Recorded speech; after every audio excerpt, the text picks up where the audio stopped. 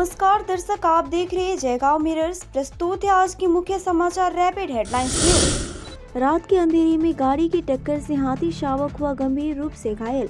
Rajganj block के मंतरदारी gate बाजार इलाके में तिस्ता कैंट रोड पर आज तड़के हाथी शावक घायल अवस्था में बरामद किया गया। उसे किसी गाड़ी ने रात के अंधेरे में धक्का मार दिया था, जिससे वह गंभीर रूप से घायल हो गया। लोगों के अनुमान है कि माल बाजार से सटे तिस्ता चेल घीस और लीस नदियों से प्रतिदिन रेत पत्थर निकालकर गजलडोबा नहर रोड के माध्यम से विभिन्न स्थानों पर ले जाया जाता है। हाथी का बच्चा सड़क पर आ गया होगा और किसी डंपर चालक ने टक्कर मार दी होगी। सूचना मिलते ही बेलाकोबा रेंज के रेंजर चिरंजीत पाल मौके पर पहुंचे। उन्होंने शावकों को सिलीगुड़ी बंगाल सफारी पार्क ले जाने की व्यवस्था की। वहां शावक का इलाज चल रहा है। इस संबंध में बैकुंठपुर वन के एडीएफ मंजुला तिर्की ने बताया कि आज सुबह हाथी के बच्चे को किसी गाड़ी चालक ने धक्का मार दिया। इलाज के लिए सिलीगुड़ी के पास बंगाल सफारी ले जाया गया है, वहां उनका इलाज चल रहा है। भारी बारिश से जलपाईगुड़ी में शुरू हुआ जल जमाव, मंडराने लगा बाढ़ का खतरा। कई जगहों में येलो अलर्ट जारी।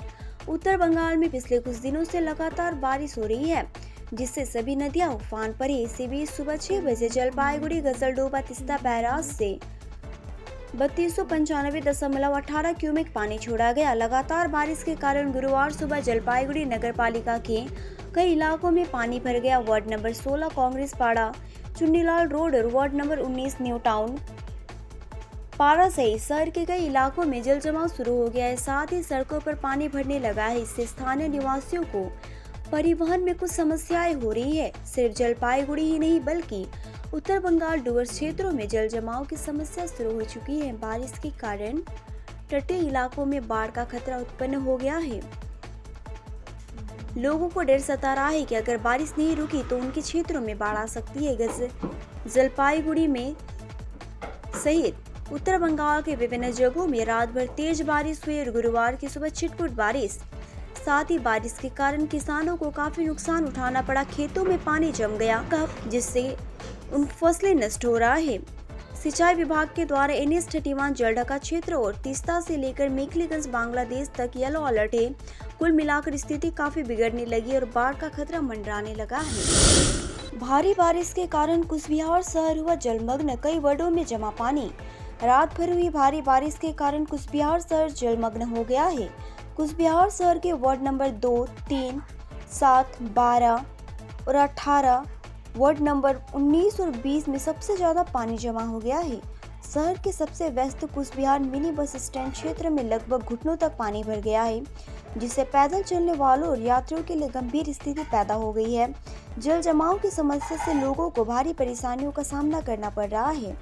विशेषकर स्कूल जाने वाले बच्चों को इससे काफी परेशानी हो रही है। जिस प्रकार से जल का स्तर बढ़ रहा है, उसे लोगों को बाढ़ का खतरा मंडराने लगा है। लोगों को डर सता रहा है कि क्या अगर बारिश नहीं रुकती है तो आने वाले दिनों में पूरे इलाके में बाढ़ आ जाएगी। दूसरी तरफ प्रशासन का अधिकारियों ने बताया कि वे किसी भी स्थिति से निपटने के लिए पूरी तरीके से तैयार है। जल्द जमाव की समस्या पर नजर रखी जा रही है और जरूरत पड़ने पर आवश्यक कार्रवाई की जाएगी। सहायक लोको पायलट को देखने पहुंचे मेयर गौतम देव, रेलवे की भूमिका पर उठाए सवाल। कंचनजंगा और मालगाड़ी की खबरों के लिए देखते रहिए जयगांव मिरर्स की मौके पर सच्चाई का आईना। वहीं दुर्घटना में सहायक लोको पायलट घायल हो गया है। फिलहाल उनका इलाज सिलीगुड़ी के एक नर्सिंग होम में चल रहा है। मेयर गौतम देव शारीरिक हाल जानने पहुंचे।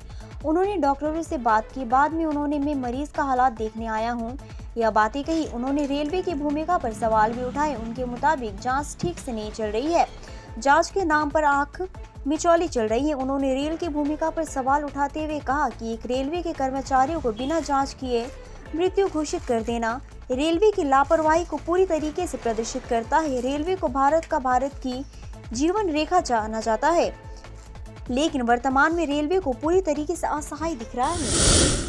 कंचनजंगा रेल दुर्घटना में घायलों की सेवा में जुटा एक संगठन। कंचनजंगा रेल दुर्घटना में घायलों की सेवा के लिए सोदपुर से एक स्वयंसेवी संगठन सिलीगुड़ी आया है। संस्था के सदस्य उत्तर बंगाल मेडिकल कॉलेज के घायलों की हर संभव मदद करना चाहते हैं। उन्होंने बताया कि ट्रेन दुर्घटना की खबर मिलने के बाद संगठन के कार्यकर्ता सुबह निकले और रात में सिलीगुड़ी पहुंचे तब से वे बीमार मरीजों के साथ खड़े हैं और पौष्टिक भोजन, टिफिन, पीने का पानी आदि उपलब्ध करा रहे हैं। बताया जा रहा है कि यह सेवा अगले कुछ दिनों तक जारी रहेगी। Kolkata Sodepur welfare charitable society के सदस्यों ने बताया कि उनकी शाखा सिलीगुड़ी के बाबूपाड़ा मोड़ में भी है। उन्होंने जैसे इस दुर्घटना की जानकारी मिलने के बाद वहां से रवाना हो गए और वर्तमान में मरीज के हर संभव सेवा करना चाहते हैं। उन्होंने बताया कि हॉर्लिक्स, पीने का पानी, फल से सामग्री घायलों को उपलब्ध कराई गई है। पल पल की खबरों के लिए देखते रहिए जयगांव मिरर्स, सच्चाई का आईना।